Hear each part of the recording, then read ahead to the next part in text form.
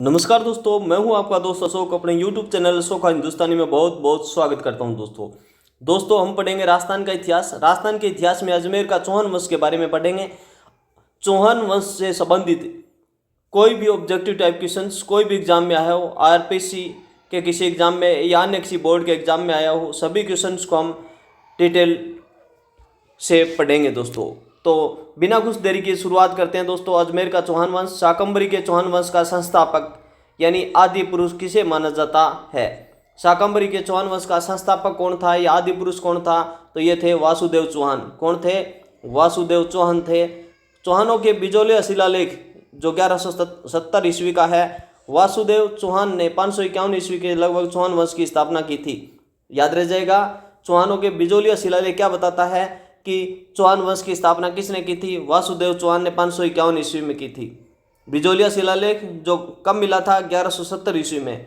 ये क्या बताता है? ये बताता है कि जो चौहान वंश है उनकी इसकी स्थापना वासुदेव चौहान ने 551 ईस्वी में की थी।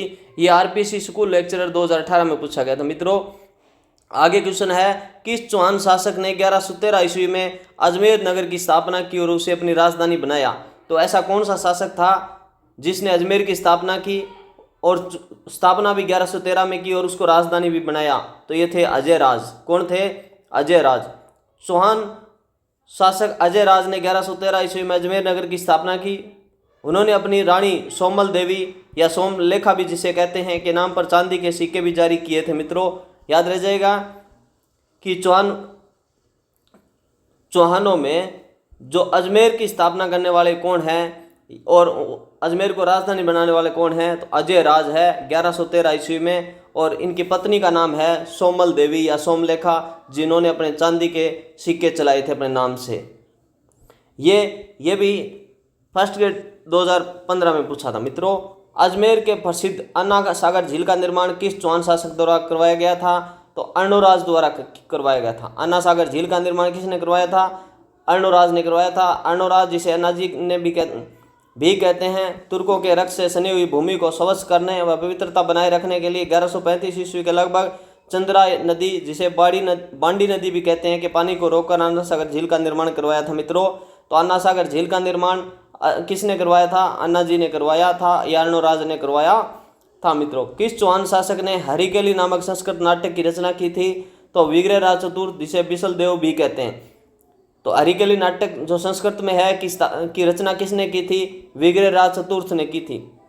विग्रहराज चतुर्थ स्वयं महान कवि और विद्वान थे। उन्होंने हरिकेली नाटक की रचना की थी। वे कवि बांधव के नाम से प्रसिद्ध थे। यानी विग्रहराज चतुर्थ को क्या कहा जाता? कवि बांधव भी कहा जाता था, क्योंकि कवियों को बहुत ज़्यादा वो संरक्षण देते थे, इसलिए कवि बांधव उनको कहा जाता था मित्रों। ये स्कूल लेक्चर 2021 में पूछा गया था। ललित विग्रहराज नामक नाटक की रचयिता सोमदेव किस चौहान शासक के दरबारी कवि थे? तो ये थे विग्रहराज चतुर्थ के।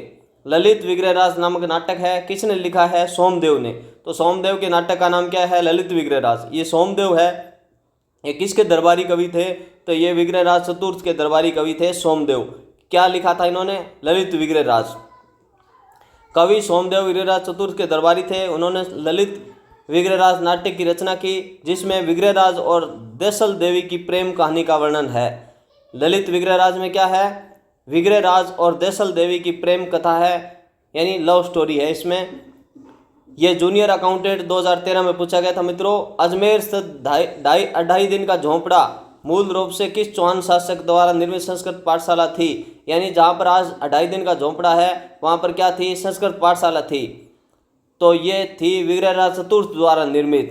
विग्रहराज चतुर्थ ने इस स्थान पर सरस्वती कंठाभरण नामक एक संस्कृत पाठशाला का निर्माण करवाया था। बाद में मोहम्मद गौरी के सेनापति कुतुबुद्दीन ऐबक ने इसे मस्जिद में बदल दिया। मित्रों याद रहेगा, इंपॉर्टेंट प्रश्न है, बहुत बार एग्जाम में पूछा जाता है। ये आरएएस परी 2018 में पूछा गया था कि 2.5 दिन का झोंपड़ा मूल रूप से किस चौहान शासक द्वारा निर्मित संस्कृत पाठशाला थी? तो विग्रहराज चतुर्थ। विग्रहराज चतुर्थ ने क्या करवाया था? एक संस्कृत पाठशाला का निर्माण करवाया था। उस संस्कृत पाठशाला का नाम क्या था? सरस्वती कंठाभरण। सरस्वती कंठाभरण उस पाठशाला का नाम था, जिसको कुतुबुद्दीन ऐबक ने तुड़वाकर वहां पर 2.5 दिन का झोंपड़ा बनवा दिया था मित्रों। तराइन का द्वितीय युद्ध 1192 ईस्वी में पृथ्वीराज चौहान के पराजित होने का मुख्य कारण क्या था? यानी तराइन के दो युद्ध हुए थे 1191 में और 92 में, और 1191 में पृथ्वीराज चौहान जीत गए थे और 1192 में उनकी हार हो गई थी। तो 1192 में उनकी हार हुई, उनका कारण क्या था, ये प्रश्न पूछा गया है। युद्ध में कूटनीति का अभाव और गौरी की छल नीति, ये इसका मुख्य कारण था मित्रों। तराइन के प्रथम युद्ध 1191 में हारने के बाद मोहम्मद गौरी ने छल नीति और धोखेबाजी से आक्रमण किया। पृथ्वीराज ने कूटनीति के अभाव में गौरी को आराम करने का समय दिया, जिसका फायदा उठाकर गौरी ने आक्रमण किया और पृथ्वीराज को पराजित कर दिया। ये सेकंड ग्रेड में पूछा गया था मित्रों प्रश्न। चौहानों के इतिहास की जानकारी देने वाला महाकाव्य पृथ्वीराज विजय की रचना किसने की थी? बहुत बार पूछा जाता है कि पृथ्वीराज विजय किसकी रचना है? जयानक की है। किसकी है? जयानक की है। पृथ्वीराज विजय किसकी है? जयानक की है। पृथ्वीराज विजय जयानक नामक संस्कृत महाकाव्य की रचना जयानक ने की थी। यह पृथ्वीराज तृतीय के शासनकाल की विश्वसनीय स्रोत है, यानी सबसे ज़्यादा विश्वास किया जा सकता है तो वो किस पर किया जा सकता है? पृथ्वीराज विजय पर किया जा सकता है। ये किसने लिखा था? जयानक ने लिखा था। जबकि पृथ्वीराज रासो जो कि चंद्रबरदाई ने लिखा था, इसमें अतिशोक्ति है, यानी बढ़ा चढ़ा करके बातों को कहा गया है। ऐसा आरपीसी स्कूल लेक्चर 2019 में प्रश्न पूछा गया था मित्रों। पृथ्वीराज चौहान तृतीय की माता कौन थी, जिन्होंने अल्प आयु में संरक्षक के रूप में शासन किया था? यानी पृथ्वीराज चौहान जब छोटे थे, उम्र में कम थे, तब उनकी माता ने शासन संभाला था संरक्षक के रूप में, तो वो कौन थी? ये थे कर्पूरी देवी। कौन थी? कर्पूरी देवी। पृथ्वीराज तृतीय के पिता सोमेश्वर की मृत्यु के बाद उनकी माता कर्पूरी देवी ने अल्पायु पृथ्वीराज की संरक्षक के रूप में शासन की बागडोर संभाली थी। ये स्कूल लेक्चर 2020 में पूछा गया था मित्रों। याद रखना, पृथ्वीराज तृतीय की माता कौन थी? कर्पूरी देवी, जिसने शासन संभाला था। चौहानों के काल में रणथंभौर की शाखा की स्थापना किसने की थी, जो बाद में प्रसिद्ध हुई? तो ये थे गोविंदराज। यानी चौहानों के काल में रणथंभौर में जो चौहान वंश की स्थापना करने वाला, चौहान वंश की शाखा का शुरुआत करने वाले कौन थे? गोविंदराज थे रणथंभौर में। तराइन के द्वितीय युद्ध में पृथ्वीराज तृतीय की हार के बाद उनके पुत्र गोविंदराज मोहम्मद गौरी के दीनता स्वीकार कर रणथंभौर में चौहानों की एक नई शाखा की स्थापना की थी। ये आरएसपरी 2021 में पूछा था मित्रों। बिजोलिया शिलालेख के अनुसार चौहान किस ऋषि के वंशज थे? ऋषि वशिष्ठ के वंशज थे मित्रों। ये बिजोलिया शिलालेख चौहानों को वत्स गोत्रीय ब्राह्मण मानता है। जो बिजोलिया शिलालेख है वो चौहानों को क्या मानता है? ब्राह्मण मानता है। अग्निकुंड सिद्धांत के अनुसार वे वशिष्ठ ऋषि के यज्ञ से उत्पन्न हुए थे, तो वशिष्ठ याद रहेगा। बिजोलिया शिलालेख क्या कहता है? चौहानों को वशिष्ठ के वंशज थे। चौहानों की प्रारंभिक राजधानी, चौहानों की प्रारंभिक राजधानी अहिछत्रपुर का नाम वर्तमान में क्या है? तो नागौर है। चौहानों की प्रारंभिक राजधानी अहिछत्रपुर थी, जिसे आज नागौर के नाम से जाना जाता है। ये स्कूल लेक्चर 2013 में पूछा गया था मित्रों। अजय राज अजमेर के संस्थापक की रानी कौन थी, जिसने अपने नाम के सिक्के जारी करवाए थे? तो ये थी सोमल देवी या सोमलेखा, जो पहले अपन पढ़ चुके हैं। अजय राज जिन्होंने अजमेर की स्थापना की थी 1113 ईस्वी में। इनकी रानी का नाम क्या है? सोमल देवी, जिन्होंने अपने नाम के सिक्के चलाए थे। तो अजय राज की रानी सोमल देवी ने अपने नाम के चांदी के सिक्के जारी करवाए थे। चौहानों के इतिहास का एक अनूठा उदाहरण है मित्रों। ये आरएस में पूछा था। किस चौहान शासक ने पुष्कर में वराह मंदिर का निर्माण करवाया था? तो अर्णोराज ने करवाया था। किस चौहान शासक ने पुष्कर में वराह मंदिर का निर्माण करवाया था?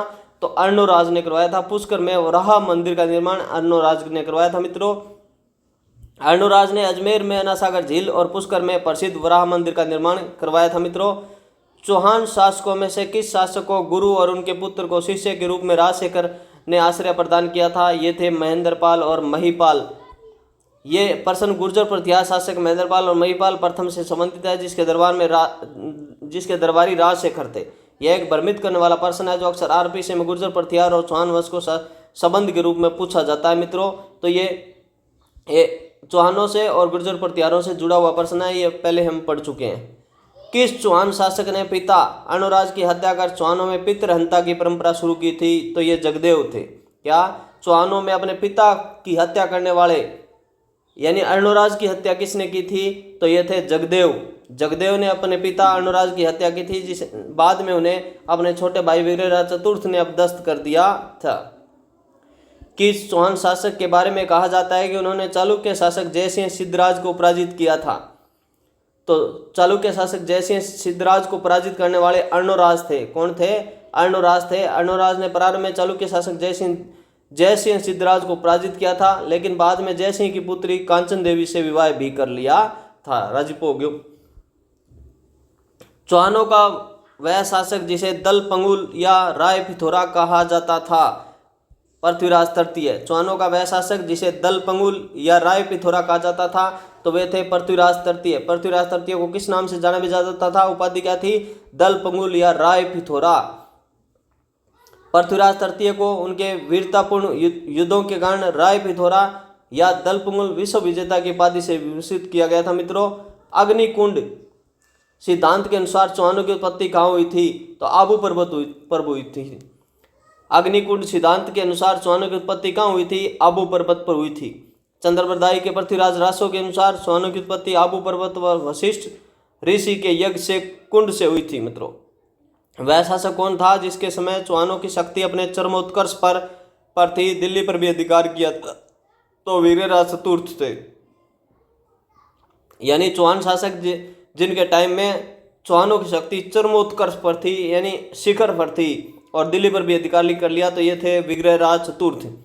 विग्रहराज चतुर्थ का शासनकाल चौहान शक्ति का स्वर्णकाल माना जाता है।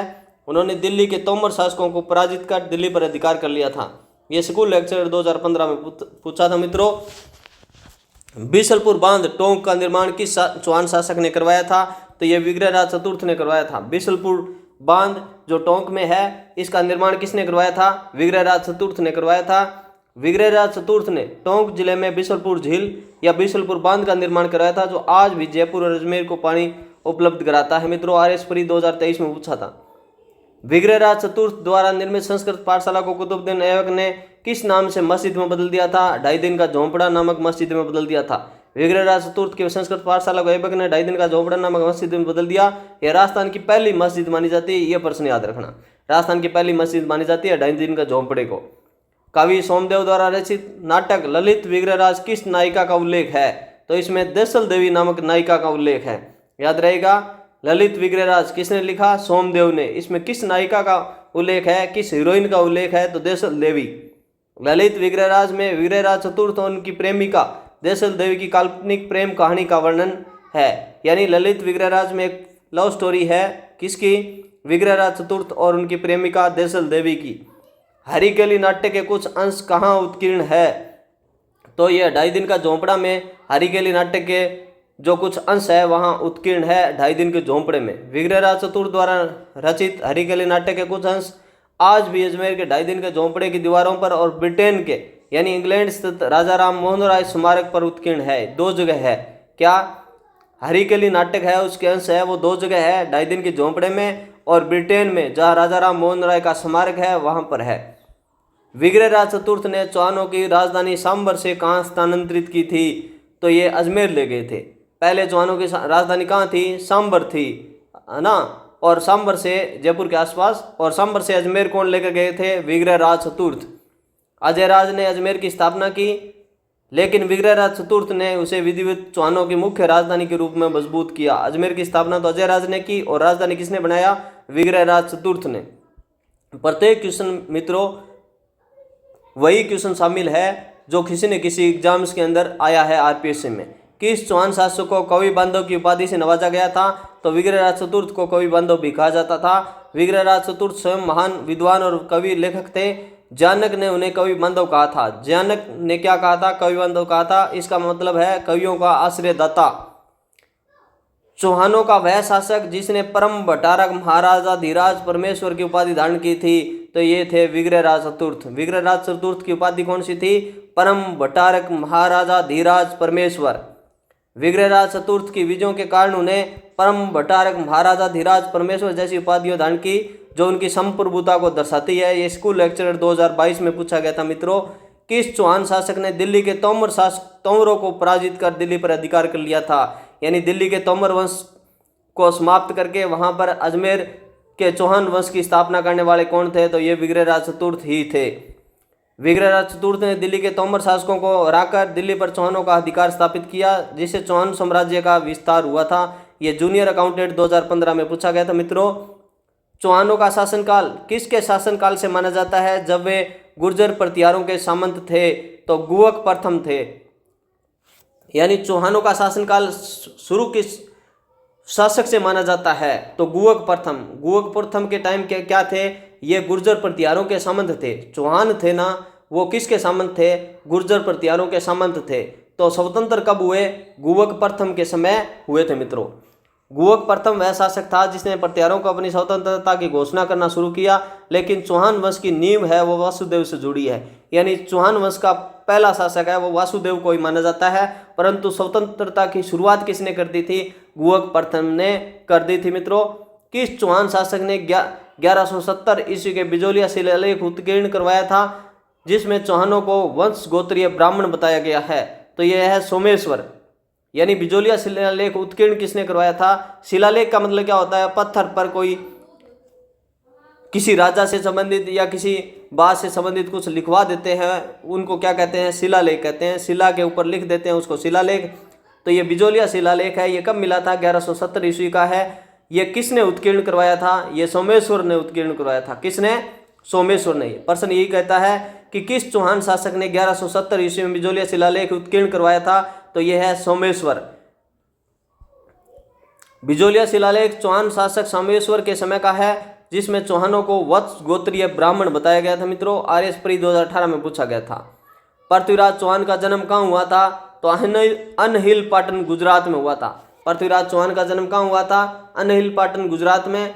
ये आपसे गलत होने की पूरी संभावना रहती है कि नेगेटिव मार्किंग हो सकती है। अजमेर करके आ जाओगे तो गलत हो जाएगा। पृथ्वीराज चौहान का जन्म हुआ था अनहिल पाटन गुजरात में। पृथ्वीराज चौहान का जन्म 1166 ईस्वी में उनके नाना के घर अनिल पाटन गुजरात में हुआ था। यह आरपीसी फर्स्ट ग्रेड 2020 में पूछा था मित्रों। पृथ्वीराज चौहान ने मात्र 11 वर्ष की आयु में शासन की बागडोर कब संभाल ली थी? तो 1177 ईस्वी में। पृथ्वीराज चौहान ने मात्र 11 वर्ष की आयु में शासन की बागडोर संभाल ली थी मित्रों। कब संभाल ली थी? 1177 ईस्वी में। 1166 में इनका जन्म हुआ था। पृथ्वीराज तृतीय ने 1170 ईस्वी में अपने पिता सोमेश्वर की मृत्यु के बाद शासन संभाला। उनकी माता कर्पूरी देवी ने 1182 ईस्वी में उनकी संरक्षिका के रूप में कार्य किया था मित्रों। यह स्कूल लेक्चर 2021 में पूछा था। पृथ्वीराज चौहान और चंदेल शासक परमर्दी देव के मध्य प्रसिद्ध तुमुल का युद्ध, जिसे महोबा का युद्ध भी कहते हैं, यह कब हुआ था? तो यह 1182 में हुआ था। पृथ्वीराज चौहान तृतीय और चंदेल शासक परमर्दी देव के मध्य युद्ध हुआ था 1182 में। 1182 में हुआ था मित्रों। 1182 ईस्वी में पृथ्वीराज चौहान ने चंदेल शासक परमर्दी देव को तमुल के युद्ध में पराजित किया था। इस युद्ध में आला और उद्दल मारे गए थे। तो परमर्दी देव के दो सेनापति थे, आला और उद्दल, जो भी पूछे जाते हैं एग्जाम्स के अंदर। परमर्दी देव के सेनापति कौन थे? आला और उद्दल थे। कनौज के किस शासक ने अपनी पुत्री संयोगिता का अपहरण होने पर पृथ्वीराज चौहान से शत्रुता ले ली थी? तो जयचंद गढ़वाल थे। कनौज के कौन से शासक थे? जयचंद गढ़वाल। उनकी पुत्री कौन थी? संयोगिता, जिसका अपहरण किन्होंने किया था? पृथ्वीराज चौहान ने, जिससे इनकी शत्रुता हो गई थी। तो जयचंद गढ़वाल की पुत्री संयोगिता के अपहरण के कारण जयचंद ने पृथ्वीराज की शत्रुता ले ली थी, जिसका परिणाम तराइन के युद्ध में देखने को मिला था मित्रों। तराइन का प्रथम युद्ध 1191 ईस्वी में मोहम्मद गोरी किस चौहान सेनापति के हाथों घायल होकर भाग गया था? तो ये थे गोविंदराज। गोविंदराज ने मोहम्मद गोरी को 1191 में घायल कर दिया था, जिससे मोहम्मद गोरी डरकर भाग गया था। तराइन के प्रथम युद्ध में पृथ्वीराज के भाई या सेनापति गोविंदराज ने मोहम्मद गोरी को भाले से घायल कर दिया था, जिससे गोरी को युद्ध में भागना पड़ा था। यह भी स्कूल लेक्चर 2020 में पूछा गया था मित्रों।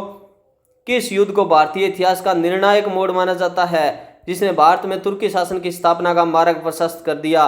तो यह है तराइन का द्वितीय युद्ध। किस युद्ध को भारतीय इतिहास का निर्णायक मोड़ माना जाता है? यानी तुर्कों की स्थापना है ना, उसका मार्ग खोल दिया किस युद्ध ने? तराइन के युद्ध ने 1192 में। तो तराइन का युद्ध 1192 ईस्वी में भारतीय इतिहास का निर्णायक मोड़ था, जिसमें पृथ्वीराज चौहान की हार हुई और भारत में मुस्लिम सत्ता की नींव पड़ गई। पृथ्वीराज चौहान और मोहम्मद गोरी के बीच कितने युद्ध हुए थे? 2 युद्ध हुए थे मित्रों। ये भी आरएस परी 2021 में पूछा है, देख लो। ये भी पूछा जाता है कितने युद्ध हुए थे? 2 हुए थे, 91 और 92 में।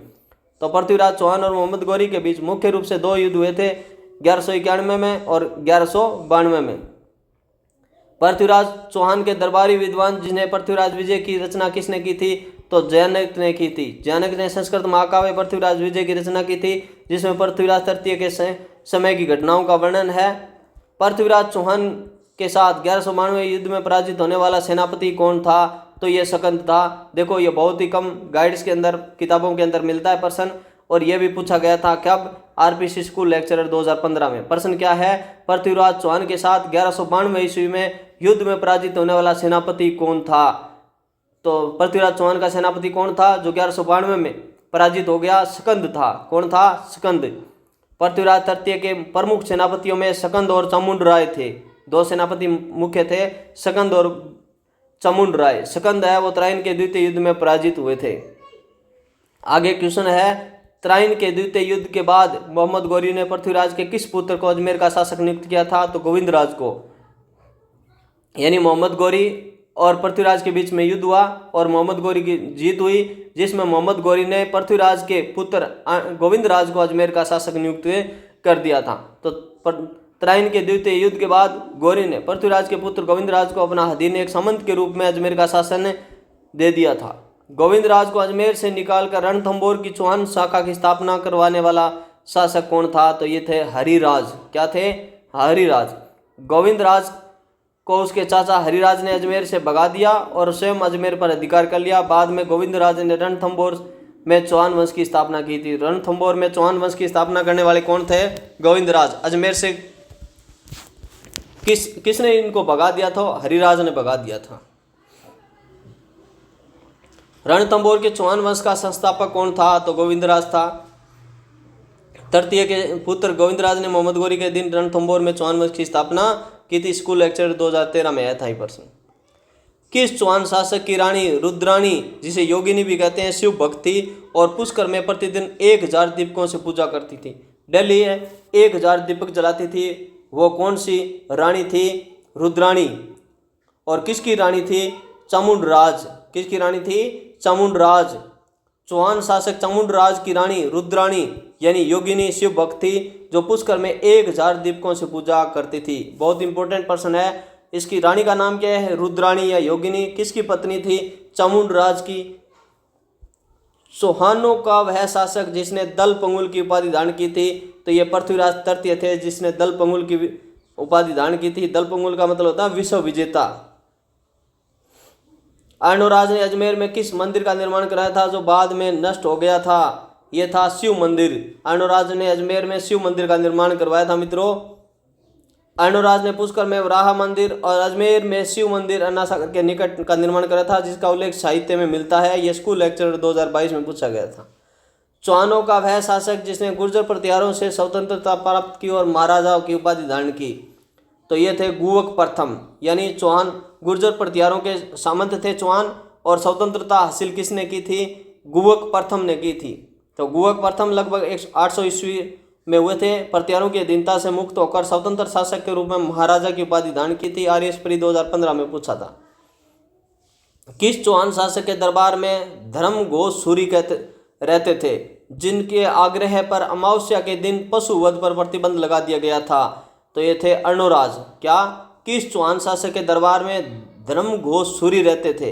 यानी कौन से शासक के टाइम में धर्म घोष सूरी थे? तो अर्णोराज के टाइम में थे। और इन्होंने क्या किया था? अमावस्या के दिन पशु वध पर प्रतिबंध लगाने के लिए आग्रह किया था। तो अर्णोराज ने जैन आचार्य धर्म घोष सूरी के आग्रह पर अमावस्या के दिन पशु वध पर रोक लगाई थी। ये भी फर्स्ट ग्रेड 2018 में पूछा था मित्रों। ये क्वेश्चन है वो बहुत कम गाइड्स के अंदर मिलते हैं, न के बराबर मिलते हैं। क्या? यानी अमावस्या के दिन पशु वध पर रोक लगा दी थी। किसने लगा दी थी? अर्णोराज ने। किसके कहने पर? धर्म घोष सूरी के कहने पर, जो जैन विद्वान थे।